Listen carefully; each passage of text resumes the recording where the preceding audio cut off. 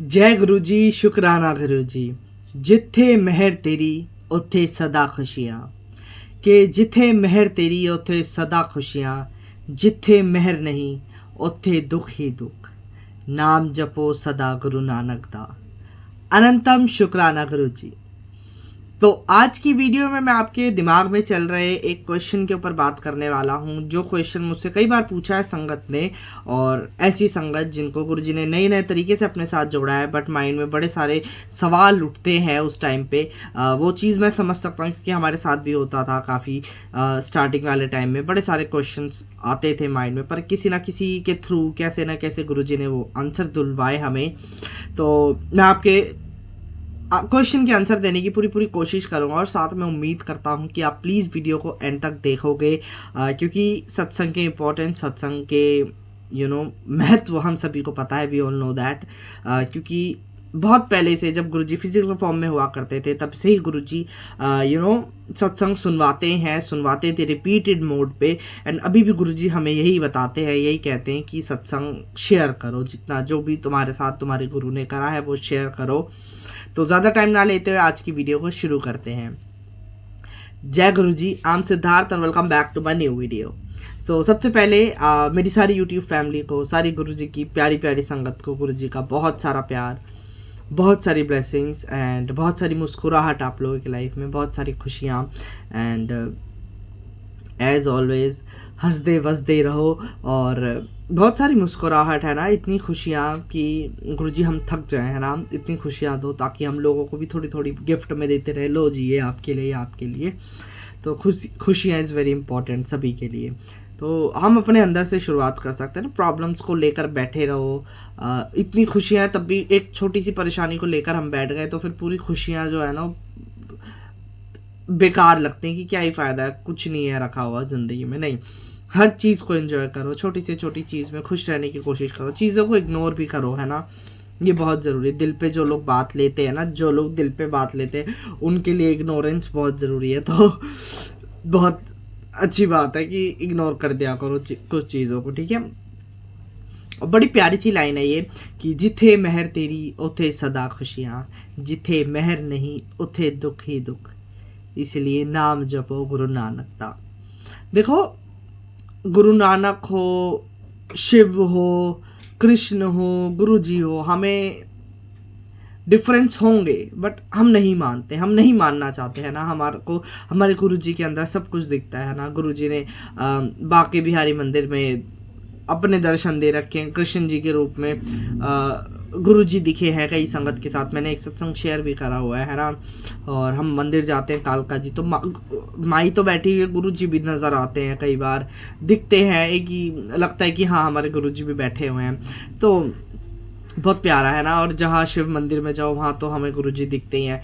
गुरुद्वारे में एक अलग लेवल की हमें एक प्यार होता है, बाबा जी से मिलने जा रहे हैं, दर्शन करने जा रहे हैं, सर झुकाने जा रहे हैं, बट एक अलग होता है कि हाँ हमारे गुरुजी भी कहीं ना कहीं बैठे हुए हैं।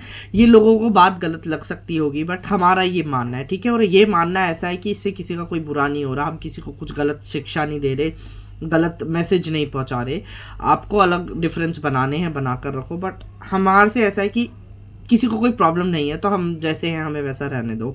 और देखो, ठीक है, नाम जपो गुरु नानक दा। और नाम जपना is very important, this is very important. We all have to chant his divine name, दिव्य नाम गुरु महाराज का जपना इज़ वेरी इंपॉर्टेंट। और किसी का भी नाम जपो, बेसिकली थिंग इज़ दिस कि आप किसी का भी नाम जपो। हाँ, आप किसी भी भगवान का, किसी भी गुरु का, जिस भी आप जिनको भी, जिनके अंदर आपका विश्वास है, बिलीव है, आप उनका नाम जपो। नाम जपना इज़ वेरी इंपॉर्टेंट। जिथे मेहर तेरी उथे सदा खुशियाँ, जिथे मेहर नहीं उथे दुख ही दुख। तो देखो, कई बार हम सोचते हैं कि यार ये इंसान ऐसा है, इतना बिजी है और इतना इसके पास काम है, ये तो नाम भी नहीं जपता होगा, इसके पास टाइम कहाँ है सत्संग में जाने का, इधर उधर मंदिर जाने का, तब भी इसकी लाइफ में बड़ी खुशी है। तो देखो, एक चीज़ अपने दिमाग में ना सेट करो कि नाम जपने का मतलब, हमारे गुरुजी ने हमें ऐसा सिखाया है, हम गलत भी हो सकते हैं, I can be wrong, but मेरे गुरुजी ने जो सिखाया है, या जहाँ मेरे गुरुजी मेरे साथ कंफर्टेबल है, वो मैं बात शेयर करता हूँ कि मेरे ख्याल से ना गुरुजी ने ऐसा कभी नहीं कहा कि तुम एक ही पोजीशन पे बैठो, एक ही जगह पे बैठो, एक ही टाइम पे बैठो, या पर्टिकुलर चीज़ों को ही आप नाम लो या कुछ लिमिटेशन बना रखिए। नो, आप कितनी बार भी कहीं पर भी कैसे भी अपने गुरु का नाम जप सकते हो, हमारे गुरु जी का, ठीक है। कैसे भी आप किसी भी सिचुएशन में हो, उठत बैठत सोवत जागत ए मन तुझे त्याइए।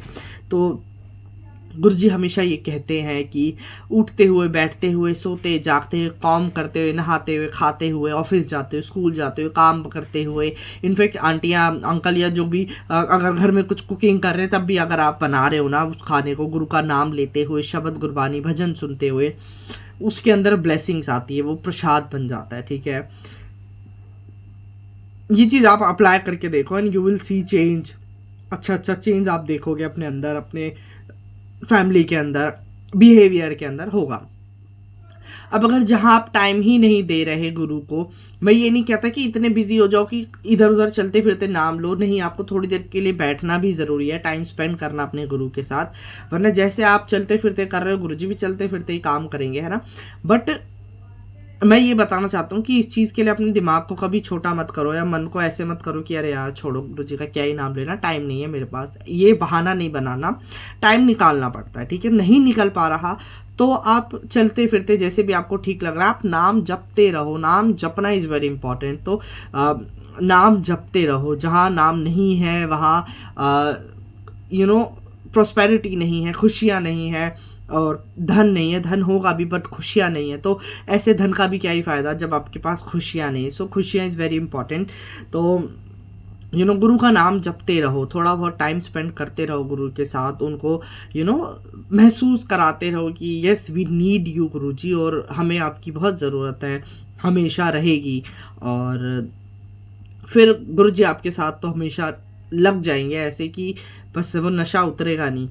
तो ये बहुत प्यारी बात है गुरुजी के लिए, है ना, गुरुजी की प्यारी प्यारी संगत के लिए। सो इस चीज़ को थोड़ा सा अमल करो, अप्लाई करो अपनी लाइफ पे, और बहुत सारे चेंजेस आप देखोगे, ठीक है। एंड हम अब क्वेश्चन के ऊपर आते हैं। एक क्वेश्चन मुझसे किया था कि गुरुजी को जो हम भोग लगाते हैं इसका करते क्या हैं, क्या करते हैं इस चीज़ का।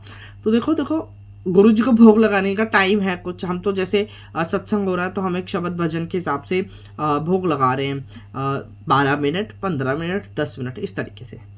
नॉर्मली आप घर में भी लगाते हो तो 8 मिनट लगा दो, 5 मिनट लगा दो, इससे कम मत करो, क्योंकि वो सिर्फ शो ऑफ हो जाएगा, लगाना क्या ही होगा। तो इतना रखो कि अगर जैसे 4 चपातियाँ रखी हैं तो 4 में से गुरुजी एक तो खाएं, एक पूड़ी तो खाएं, थोड़े से राइस खाएं। जैसे भी एक नॉर्मल इंसान हो, जैसे थोड़ा सा खाने में टाइम लग जाता है ना, उतना टाइम आप दो गुरुजी को। तो ये बात बहुत ज़रूरी है, इस चीज़ को हमेशा ध्यान रखो कि 5, 10, 15, 20 मिनट इतना आप गुरुजी के आगे भोग रख सकते हो अपना। और क्योंकि मैं आपको एक टाइम बताता हूँ।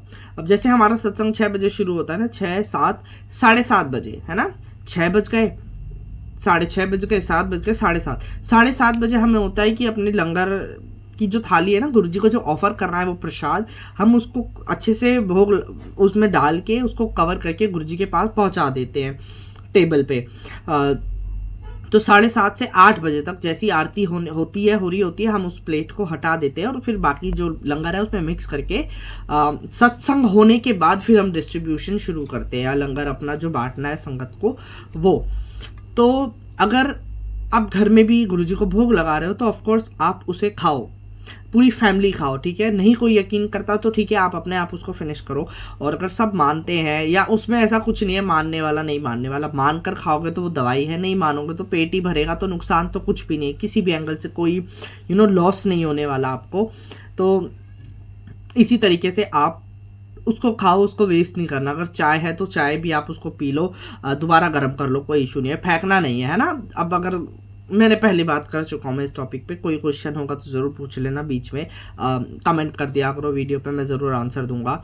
तो ये बात बहुत ज़रूरी है ना, आप उस जो भी प्रसाद रख रहे हो उसको पूरा खाना। अब जैसे होता है चावल है, चावल राइस रख रहे हो गुरुजी के लिए, तो राइस का एक एक तिनका हमें ख़त्म करना है। गुरुजी ने देखो बड़ा अच्छा हमें इम्पोर्टेंस दिखाई है खाने की, अन्न का मान रखना, सम्मान करना, उसको अपमान नहीं करना, नो वेस्टेज, है ना, तो वेस्टेज नहीं करनी। अब जैसे गुरुद्वारे में आप जाते हो, वहाँ पर भी आप वेस्ट नहीं करते ना, लंगर प्रसाद नहीं वेस्ट करना चाहिए, ठीक है। एक तो है कि खाओ मत, अगर खा रहे हो तो उसको पूरी तरीके से ख़त्म भी करो, ठीक है। लोगों को देखा है फेंकते हुए, गुरुद्वारे में तो ये होता है ना, सामने खड़े होकर बांट रहे हैं, लंगर छका रहे हैं, और खाने वाला भी बैठ कर ही खा रहा है। अब हमारे जैसे भंडारे हो रहे हैं तो उसमें हम दे तो देते हैं लोगों को, चलते फिरते लोग वेस्ट कर रहे हैं, फेंक रहे हैं, जी सब्जी ज़्यादा हो गई, हींग ज़्यादा डल गई आलू की सब्ज़ी में, बस मन नहीं कर रहा, तो ये बहुत गलत बात है। तो उनको मना करोगे वो मना भी कर देते हैं, मान जाते हैं, उनको बोल दो कि थोड़ा डालना, थोड़ा भी डलवा लो। तो इसीलिए वेट, सॉरी बीच में कॉल आ गई थी तो मैंने फ़्लाइट मोड पे लगा दिया फ़ोन, अब नो डिस्टर्बेंस, क्योंकि इस टाइम पे मुझे कोई नहीं पसंद, कोई ज़रूरी कॉल भी हो, पापा की आती है तब थोड़ा बहुत उठाना पड़ता है कि ठीक है। अब मेरे को यही बात बतानी थी, यही चीज़ क्लियर करनी थी कि देखो